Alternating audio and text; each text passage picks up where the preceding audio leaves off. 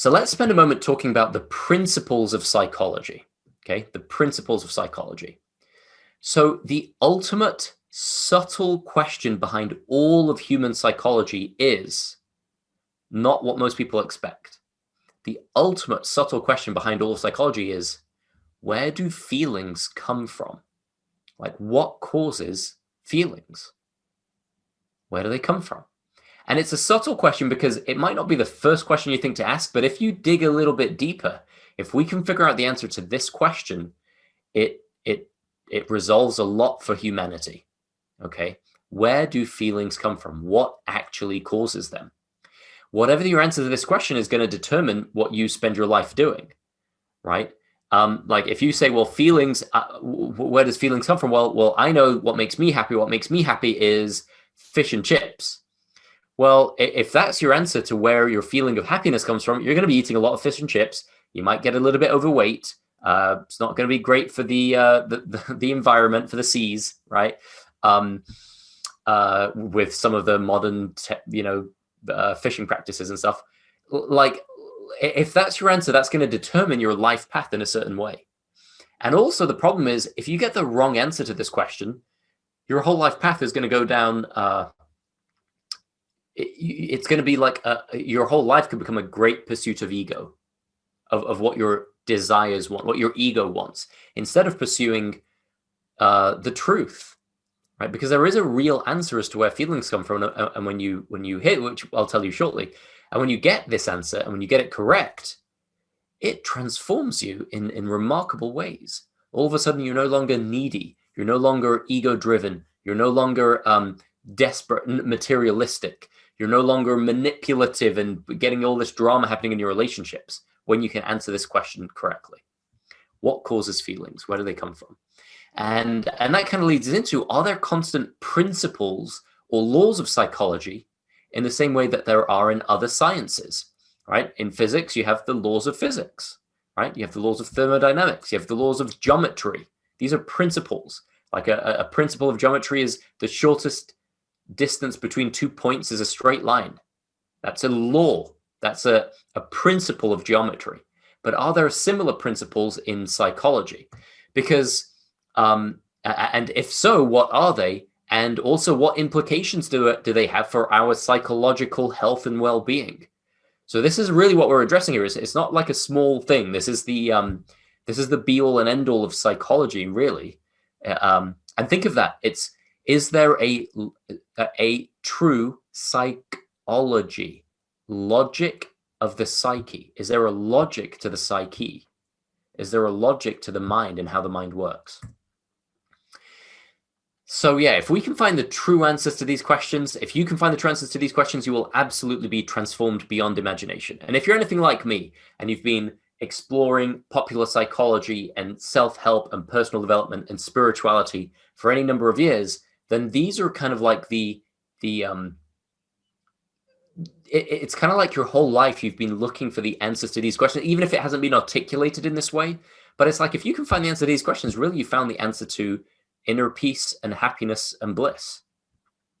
Like, how about that for a Wednesday afternoon, right? So yeah, by understanding the principles of psychology, by understanding how the mind works, by going through the psychological switch, like I mentioned before, like the quality of your life before and after is incomparable. And it will be a before and after. There's like before I got the switch, before I flipped the switch, and after. And there's night and day difference. I can tell you from my own experience, the way my life was before I went through the psychological switch, and the quality of my life afterwards, unbelievable. Just an unbelievable difference. Self-sabotage, beating myself up, depression, divorce, all of those things were pre-psychological switch. And after the psychological switch, life just really did transform. It's like you finally have a reliable black and white criteria for psychological health and well-being.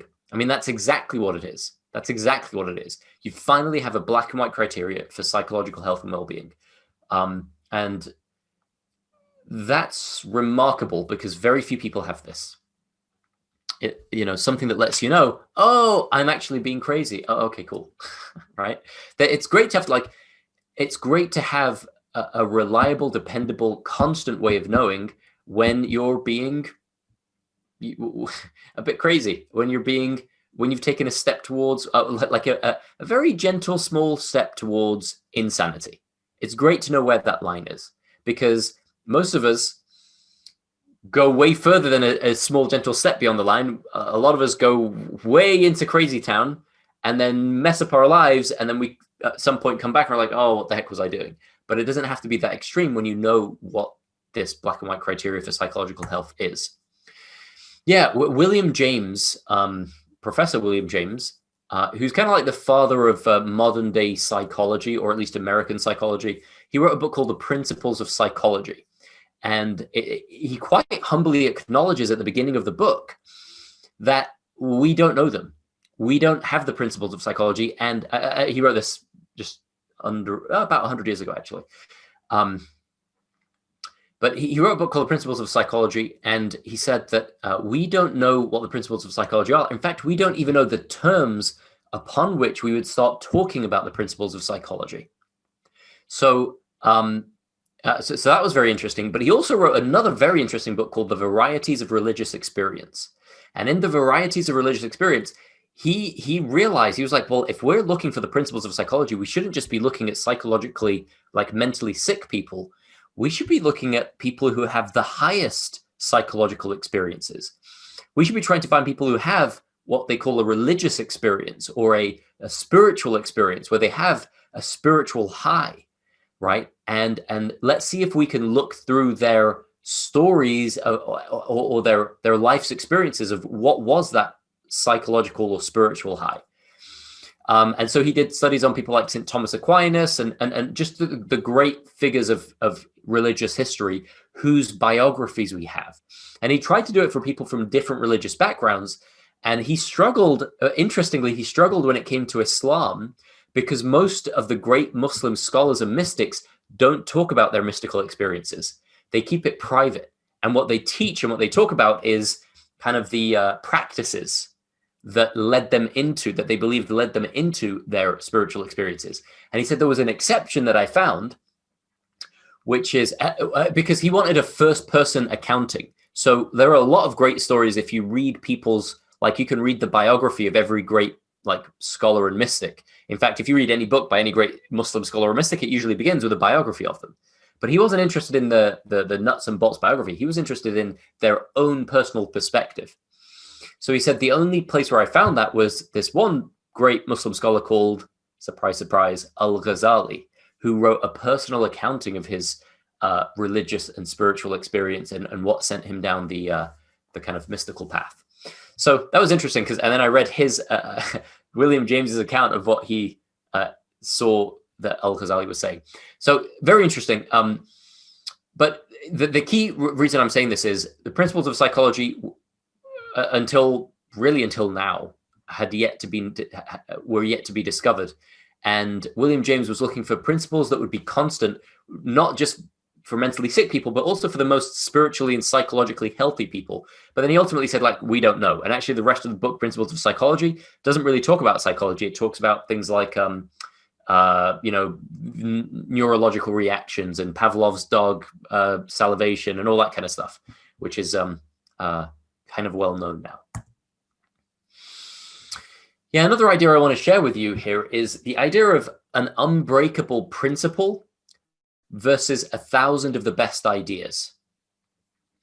When it comes to self-help and popular psychology, there are thousands and thousands of great ideas out there. There are ideas about how to improve your business, about how to establish habits, about how to manage your time better. There are thousands, millions of ideas out there, and some of them are great ideas.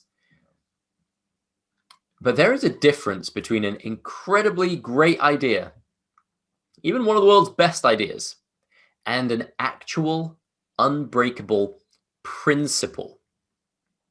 There is a huge difference between a great idea and an unbreakable principle, because a principle is true 100% of the time, no matter what. Now, a principle might not be that flashy, right? It might not be that dramatic, but a principle is far more valuable than the top 1,000 best ideas in the world. Why? Because a principle is like, it gives you almost a scientific foundation upon which you can build a whole understanding, right? And what we're going to share with you in today's module is the ultimate unbreakable principle of human psychology, which I call the psychological reality. Okay. And I guarantee you that knowing this one thing about how the mind works is more valuable to you than having 1,000 great ideas about how to think better and how to think more positively. I'm not going to tell you in this whole program, the whole time I'm really coaching people and teaching the psychological switch, I don't really tell you what to think because I don't need to. You're a perfectly intelligent person. You can figure out what to think yourself. Instead, what I show you is how the mind works, what thought itself is and the role it's playing. Because when you understand that, you'll drop all of your unhelpful thinking and you'll start to develop your own awesome, positive ideas. Like when you go through the psychological switch, there's no negativity left on the other side of it.